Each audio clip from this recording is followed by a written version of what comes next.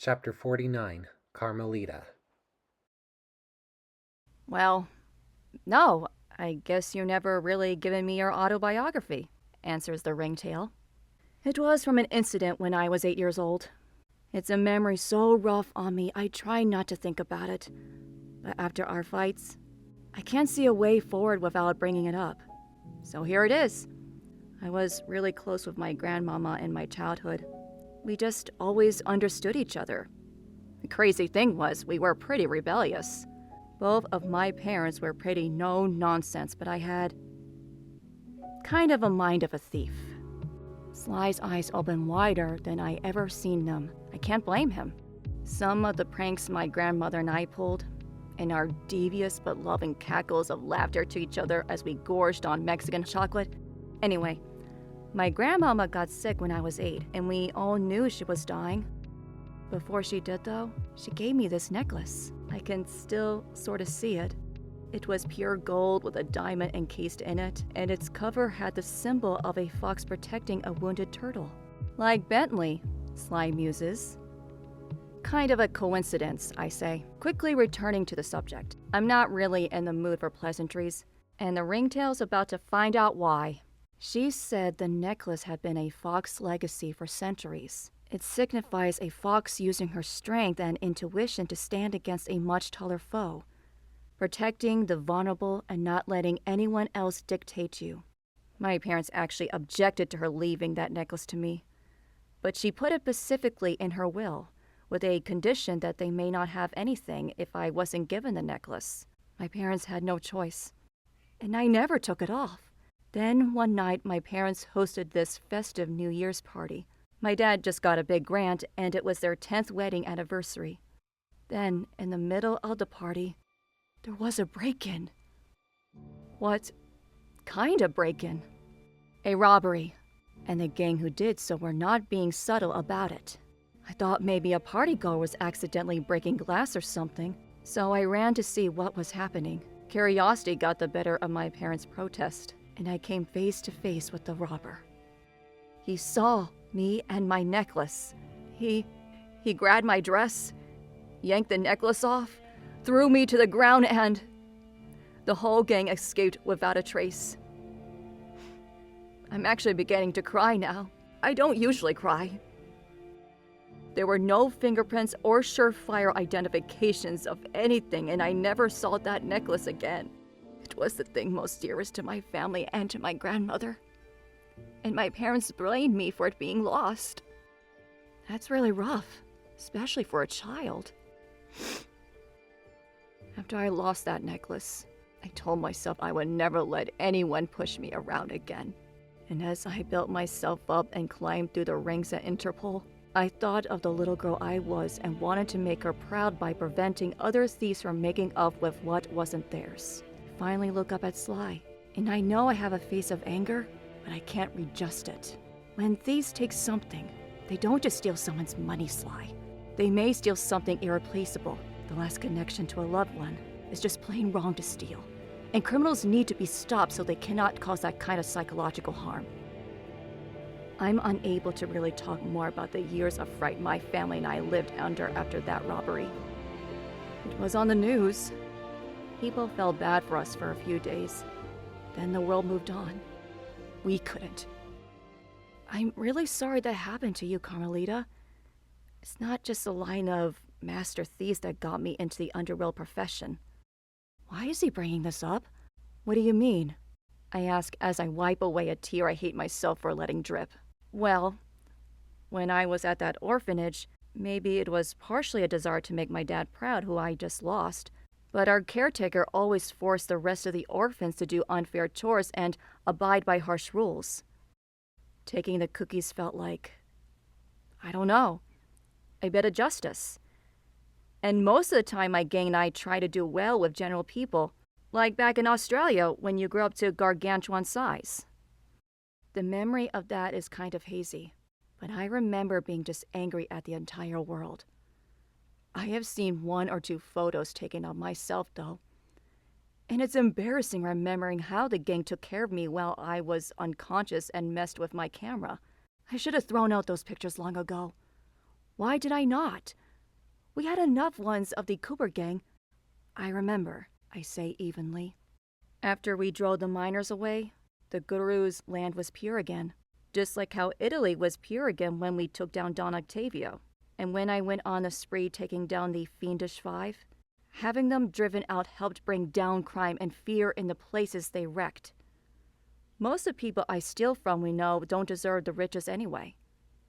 But Sly, what about the cart vendor in London? Why steal from him?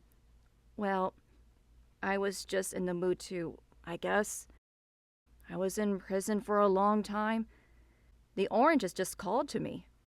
And when you steal from, say, someone with a lot of power, do you ever consider that person might take it out on those who work for them? Like with less money, his or her company would implement cuts and cause people to lose jobs? Sly blinks. I think you might be overanalyzing, Carmelita. This caused me to choke a little. Sly just said that absent-mindedly, carefree, and it's making me furious. Ringtail. I can't believe I'm saying this, but I can't disregard that necklace. And Grandmama, I honestly thought, when we were traveling together in time, about maybe starting a proper relationship with you, and I was truly happy when you came back. But if we disagree this strongly, I don't see how it's going to work out between us. Sly appears visibly shocked and seems to want to get away from me. And really, without a smirk or a crack or anything, he just seems purely miserable. Oh. Okay. He excuses himself out of the barn. I spend the rest of my day staying away from Cooper. In fact, I stay away from pretty much everyone. I spend time in the abandoned farmhouse making sure there are no rat or termite infestations. But the truth is, I'm just coming up with excuses to keep my distance. Because there's a lump in my throat now, and it's threatening to swell up through the rest of my body. I just dumped Sly, and he seemed to have solemn acceptance of that, which is making this so much worse than I could ever think. He was my first kiss after we took down Clockwork, and now I'm finding myself thinking back to it. Sure, he used it as a distraction to cuff me so his gang could escape, but he had other options of getting away from me when I granted him that stupid 10-second head start. And I'm no professional on kissing, but he had my cheeks in his hands. He leaned into me.